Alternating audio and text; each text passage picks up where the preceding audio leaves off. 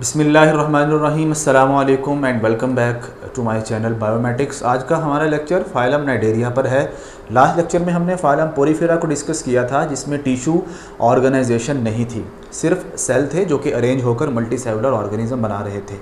इसमें tissue organisation start हो जाएगी। नेक्स्ट जिस तरह हम चलते जाएंगे तो कॉम्प्लेक्सिटी बढ़ती जाएगी।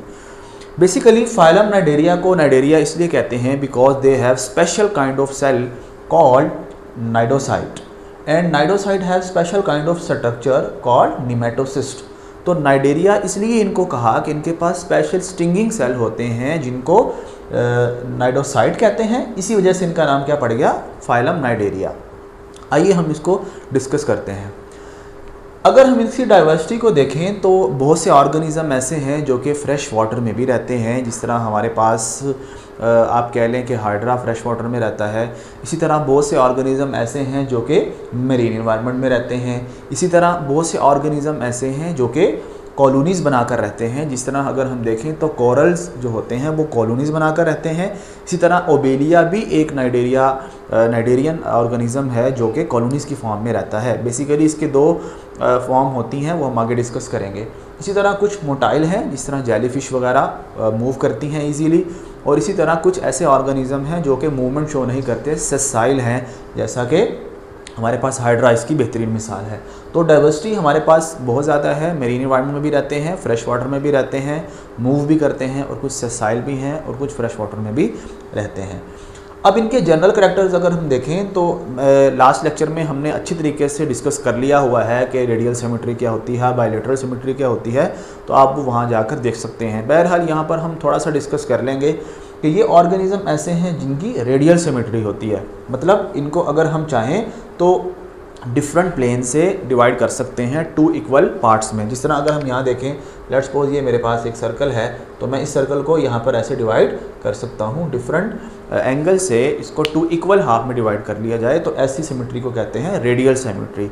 तो इनमें जो ऑर्गेनिज्म है वो रेडियल सिमेट्री शो करते हैं। अब नेक्स्ट हमारे पास जर्म लेयर्स की बात आ जाती है। तो ये डिप्लोब्लास्टिक एनिमल हैं, मतलब इनकी बॉडी में दो जर्म लेयर होती हैं। एक को हम कहते हैं एपिडर्मिस और एक को हम कहते हैं गैस्ट्रोडर्मिस। ठीक है। अगर हम यहाँ पर देखें इन डिप्लोब्लास्टिक ऑर्गेनिज्म को जो कि जिनके पास एपिडर्मिस और गैस्ट्रोडर्मिस है, तो यहाँ पर हम किस तरह देखेंगे इसको।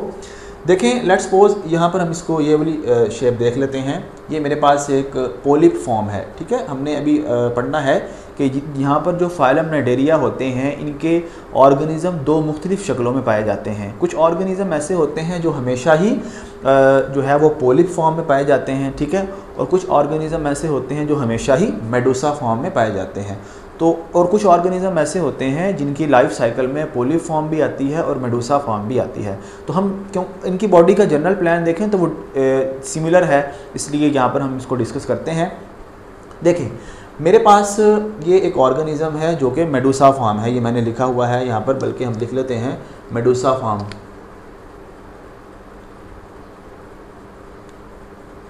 ये मेडुसा फॉर्म है। ठीक है।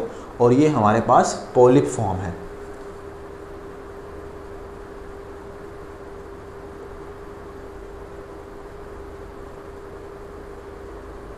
ठीक है। ये हमारे पास पोलिप फॉर्म है। अच्छा, अगर हम यहाँ पर देखें अब, तो हमारे पास ये बाहर वाली जो लेयर होती है, इसको हम कहते हैं एपिडर्मिस। ठीक है। जिस तरह मैंने यहाँ पर भी लेबल किया हुआ है, इसकी बाहर वाली लेयर भी और इसकी बाहर वाली लेयर भी, इसको हम कहते हैं एपिडर्मिस। ठीक है। इसी तरह ये जो अंदर वाली लेयर है, ये वाली जो इस तरह ये ब्लैक कलर की मैंने शो की हुई है, इसको हम कहते हैं गैस्ट्रोडर्मिस। इस तरह ये मैंने लेबल किया हुआ है, इसको हम कहते हैं गैस्ट्रोडर्मिस। इसी तरह अगर हम इसकी भी अंदर वाली लेयर देखें ब्लैक वाली, तो उसको भी हमने क्या कह दिया, गैस्ट्रोडर्मिस। इट मीन्स दैट ये डिप्लोब्लास्टिक ऑर्गेनाइजेशन से बिलोंग करते हैं जिसमें दो लेयर्स होती हैं। अब ये बाहर वाली हमारे पास एपिडर्मिस आ गई, अंदर वाली हमारे पास गैस्ट्रोडर्मिस आ गई। तो यहाँ जो दरमियान में जेली लाइक मटेरियल होता है जिसको मिजोग्लिया कहते हैं। ठीक है। जेली लाइक मटेरियल होता है जिसमें amoeboid side amoeboid like cell, या आप कह लें कि ऐसे सेल जिनकी कोई शेप नहीं होती वो इसके अंदर मौजूद होते हैं। ठीक है, तो ये हमारे पास बाहर वाली लेयर क्या हो गई, एपिडर्मिस, अंदर वाली गैस्ट्रोडर्मिस। अब क्वेश्चन ये पैदा होता है कि ये कहाँ से ओरिजिनेट करती हैं, क्योंकि ये डिप्लोब्लास्टिक ऑर्गेनाइजेशन से बिलोंग करते हैं, तो इनकी बॉडी में जब डेवलपमेंट हो रही होती है तो 2 जर्म लेयर बनती हैं जिसको हम कहते हैं एक्टोडर्म और एंडोडर्म। तो बेसिकली जो एपिडर्मिस है वो बिलोंग करती है एक्टोडर्म से, और जो गैस्ट्रोडर्मिस है वो बिलोंग करती है या वो ओरिजिनेट करती है फ्रॉम, आप कह लें कि एंडोडर्मिस। अब हम ये कह सकते हैं कि बाहर वाली लेयर को हम क्या कह सकते हैं कि ये एक्टोडर्म से बिलोंग ओरिजिनेट हुई है, और अंदर वाली जो लेयर है ये जो गैस्ट्रोडर्मिस जिसको हमने कहा है ये एंडोडर्मिस से ओरिजिनेट हुई है ड्यूरिंग डेवलपमेंट या ड्यूरिंग एम्ब्रियो जब इसमें बन रहा था। अच्छा जी, अब नेक्स्ट हमारे पास अगर हम देखें कि इसको हम गैस्ट्रोवेस्कुलर कैविटी कहते हैं, ये जो दरमियान में अंदर कैविटी है इसको गैस्ट्रोवेस्कुलर कैविटी है। अब गैस्ट्रो का मतलब होता है रिलेटेड टू स्टमक, और वेस्कुलर का मतलब होता है related to transport of some material. तो क्योंकि यहाँ पर जो अंदर वाली कैविटी है इसमें स्टमक तो होता नहीं है, ये जो कैविटी है ये स्टमक के तौर पर काम कर रही होती है, इसलिए इस कैविटी को कहते हैं गैस्ट्रो। और वेस्कुलर इसलिए कहा कि क्योंकि यहाँ पर जो मटेरियल होता है यहाँ पर ट्रांसपोर्ट भी मटेरियल की हो रही होती है, जिस तरह गैसेस की ट्रांसपोर्ट हो रही होती है, इसके अलावा फूड मटेरियल की ट्रांसपोर्ट हो रही होती है। जो वेस्ट होता है वेस्ट यहाँ पर आता है और वेस्ट यहाँ से बाहर निकल जाता है, that's why it is called gastrovascular cavity. अब हमने 3 चीज़ें देख ली। पहला हमने देखा कि बाहर वाली लेयर को एपिडर्मिस, अंदर वाली लेयर को गैस्ट्रोडर्मिस। अच्छा जी, गैस्ट्रोडर्मिस इसलिए भी इसको कहा गया है क्योंकि अंदर जो मटेरियल, अंदर जो कैविटी है वो स्टमक के तौर पर काम कर रही है, स्टमक नहीं होता बट स्टमक के तौर पर काम कर रही है। और इस कैविटी को जिसने घेरा हुआ है, इनक्लोज किया हुआ है, वो एक जो है वो लेयर है, that's why it is called gastrodermis. ठीक है, वो वाली लेयर जिसने स्टमक लाइक कैविटी को घेरा हुआ है, that's why it is called gastrodermis. Dermis कहते हैं लेयर को, और इसी तरह गैस्ट्रो रिलेटेड है स्टमक से। तो हमने 3 चीज़ें पढ़ ली। हमने पढ़ लिया गैस्ट्रोडर्मिस, एपिडर्मिस, देन मिजोग्लिया पढ़ लिया, फिर हमने पढ़ लिया गैस्ट्रोवेस्कुलर कैविटी क्या होती है। अब नेक्स्ट हमारे पास आता है नाइडोसाइट एंड निमेटोसिस्ट। बेसिकली ये मेरे पास टेंटिकल्स हैं, इनके अगर आप देखें तो यहाँ पर भी मैंने टेंटिकल को शो किया हुआ है, इसी तरह ये भी टेंटिकल को शो किया हुआ है। ये प्रोजेक्शंस होती हैं जो कि मूवमेंट में या किसी भी प्रे को पकड़ने में हेल्प करती हैं। अब यहाँ पर इसको मैंने जूम कर कर देखा तो मुझे इसके अंदर ये स्पेशल किस्म के सेल नज़र आए जिसको हमने कह दिया नाइडोसाइट। इस नाइडोसाइट के अंदर स्पेशल किस्म का एक स्ट्रक्चर है जिसको हम क्या कहते हैं, निमेटोसिस्ट। जैसे ही कोई शिकार वगैरह या इनको कोई ख़तरा महसूस होता है, जब इनको कोई ट्रिगर मिलता है तो फ़ौरन से पहले ये अपने नाइडोसाइट के अंदर जो एक स्पेशल स्ट्रक्चर है जिसको निमेटोसिस्ट कहते हैं, ये फ़ौरन से पहले उसको प्रोजेक्ट करते हैं, बाहर निकाल लेते हैं, और यहाँ से एक थ्रेड निकलता है जो कि प्रे को या तो कैप्चर कर लेता है या उसको होल्ड कर कर रखता है या उसके बॉडी के अंदर एंटर हो जाता है। और यहाँ से ये क्या निकालते हैं, थोड़ा सा टॉक्सिन्स निकालते हैं जो कि उस प्रे को पैरालाइज कर देता है। ठीक है, तो ये मेरे पास क्या है, ये थ्रेड है।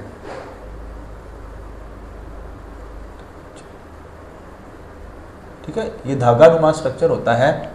यहाँ पर देखें तो ये इस निमेटोसिस्ट के गिर्द लिपटा हुआ है। जैसे ये बाहर निकलेगा तो यहाँ पर जो वो प्रे जो होगा, प्रे को पकड़ लेगा, उसको पैरालाइज कर देगा, और यहाँ से ये टॉक्सिन्स निकालेंगे जो उस ऑर्गेनिज्म को बेहोश कर देगा, पैरालाइज कर देगा। ठीक है, तो ये हमारे पास यहाँ पर जो हमने देखा तो ये स्ट्रक्चर को क्या कहते हैं, ये सेल नाइडोसाइट है और इसके अंदर स्पेशल स्ट्रक्चर है जो कि हमारे पास निमेटोसिस्ट कहलाता है। That's why they are called Cnidarian. तो हमने नाइडोसाइट को भी देख लिया, निमेटोसिस्ट को भी देख लिया। अब हमारे पास जो नेक्स्ट पॉइंट है वो है ब्लाइंड एंड कैविटी। अब ब्लाइंड एंड कैविटी क्या होता है?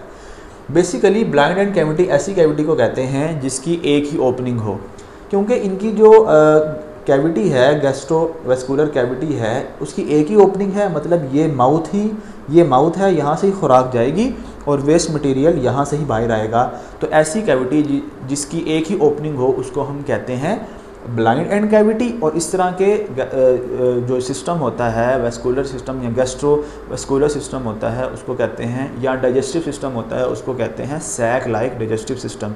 जिस तरह थैले की एक ही ओपनिंग होती है इसी तरह इनकी भी एक ही ओपनिंग है जो कि माउथ और एनस के तौर पर काम कर रही है। और इस तरह की जो आप कह रहे हैं डाइजेस्टिव सिस्टम होता है उसको हम कहते हैं सैक लाइक डाइजेस्टिव सिस्टम। तो यहाँ पर भी देखें ये माउथ के तौर पर भी काम कर रहा है और एनस के तौर पर भी यही काम कर रहा है, मतलब यहाँ से ही खुराक जाएगी और यहाँ से ही वेस्ट मटेरियल बाहर आएगा। That is called sac like digestive system और ब्लाइंड एंड कैविटी। आप लोगों को ये पता लग गया होगा।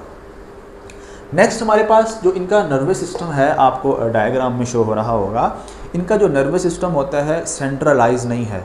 सेंट्रलाइज नर्वस सिस्टम उसको कहते हैं जिसमें ब्रेन और स्पाइनल कॉर्ड हो, बल्कि इनकी जो एपिडर्मस है, मतलब ये जो बाहर वाली लेयर है, इसके ऊपर ही नेटवर्क ऑफ न्यूरॉन होता है जो कि इनका नर्वस सिस्टम के तौर पर काम कर रहा होता है। कोई सेंट्रलाइज नर्वस सिस्टम नहीं है। एक्सक्रीटरी सिस्टम या कोई सर्कुलेटरी सिस्टम इनके अंदर कोई ख़ास नहीं है, वो एब्सेंट होता है। मैंने बताया यही जो कैविटी है वही वेस्कुलर सिस्टम के तौर पर काम कर रही होती है। ठीक है, तो ये कुछ इसके आप कह लें कि प्रॉपर्टीज़ थी। और लास्ट में वेरी इंपॉर्टेंट शॉर्ट क्वेश्चन है, differentiate between polyps and Medusa. तो मैंने आपको क्या कहा, मैंने कहा कि इन ऑर्गेनिज्म में दो तरह की बॉडी फॉर्म्स होती हैं, एक ऐसी जिसको हम कहते हैं पॉलिप फॉर्म और एक ये वाली फॉर्म होती है जिसको हम कहते हैं मेडूसा फॉर्म। ठीक है, कुछ ऑर्गेनिज्म में थ्रू आउट लाइफ ऐसी ही बॉडी पाई जाती है, ऐसी ही फॉर्म पाई जाती है, जिस तरह हाइड्रा में पूरी ज़िंदगी ऐसी ही बॉडी फॉर्म पाई जाती है। लेकिन कुछ ऑर्गेनिज्म होते हैं जैसा कि ओबीलिया, उसमें मेडूसा फॉर्म भी पाई जाती है और पोलिप फॉर्म भी पाई जाती है। ठीक हो गया, तो इसको हम जल्दी से दोबारा से एक बार रिवाइज़ कर लेते हैं। फिर नाइडेरिया हमने पता लगा लिया कि फाइलम नाइडेरिया इसलिए इनको कहा क्योंकि इनके पास स्पेशल टाइप के सेल हैं जिनको नाइडोसाइट कहते हैं। डाइवर्सिटी में हमने देखा फ्रेश वाटर में, मरीन एनवायरनमेंट में, कॉलोनीज़ की फॉर्म में मोटाइल और सेसाइल भी ऑर्गेनिज्म होते हैं। रेडियल सिमेट्री होती है, दो बॉडी जो लेयर्स हैं, जर्म लेयर्स हैं, एक को एपिडर्मिस का और एक को गैस्ट्रोडर्मिस का। एपिडर्मिस जो है वो बाहर वाली लेयर होती है, जिस तरह ये बाहर वाली लेयर है। गैस्ट्रोडर्मिस अंदर वाली लेयर है जो कि एंडोडर्म से डेवलप होती है और आप एपिडर्मिस एक्टोडर्म से डेवलप होती है क्योंकि ये डिप्लोब्लास्टिक ऑर्गेनिज्म है। नाइडोसाइट पढ़ा हमने कि ये हमारे पास स्पेशल सेल होते हैं जो कि यहाँ पर ज़रूरी नहीं है यहाँ पर मौजूद हो, ये डिफरेंट बॉडी के यहाँ पर भी हो सकता है, यहाँ पर भी हो सकता है, यहाँ पर भी हो सकता है। स्पेशल स्ट्रक्चर होता है जिसको निमेटोसिस्ट कहते हैं।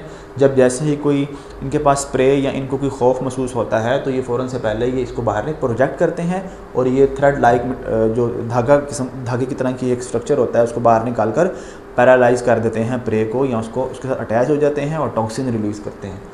ठीक है, फिर हमने ब्लाइंड एंड कैविटी, ऐसी कैविटी जिसकी एक ही ओपनिंग हो, ठीक है, उसको हम ब्लाइंड एंड कैविटी कहते हैं। या यहाँ पर आगे जाकर ये बिल्कुल बंद हो रही है इसलिए इसको हमने ब्लाइंड एंड कह दिया।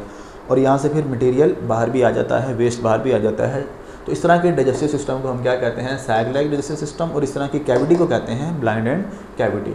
फिर हमने ये पढ़ा टेंटिकल्स क्या होते हैं। टेंटिकल्स बेसिकली प्रोजेक्शंस होती हैं जो कि मूवमेंट में या प्रे को कैप्चर करने में हेल्प करती हैं। फिर इसके बाद हमने ये देखा कि नर्वस सिस्टम इनके पास कोई स्पेसिफिक नहीं है बल्कि नेटवर्क ऑफ न्यूरॉन होता है जो इनकी एपिडर्मिस में मौजूद होता है। दरमियान में मिजोग्लिया जेली लाइक मटेरियल होता है। अंदर जो कैविटी है गैस्ट्रोवेस्कुलर कैविटी कहते हैं। फिर हमने कहा कि इनकी दो बॉडी फॉर्म है, एक को पॉलिप कहते हैं और दूसरे को मेडूसा कहते हैं। ये इंटरचेंज भी कर सकती हैं कुछ ऑर्गेनिज्म में ड्यूरिंग सेक्सुअल रिप्रोडक्शन, जैसा कि ओबीलिया के अंदर। आज तक के लिए इतना ही। नेक्स्ट लेक्चर तक के लिए इजाज़त दीजिए। अल्लाह हाफिज़। और अगर आपको ये वीडियो अच्छी लगी तो काइंडली इसको लाइक करें, चैनल को सब्सक्राइब करें। अब तक के लिए अल्लाह हाफिज़।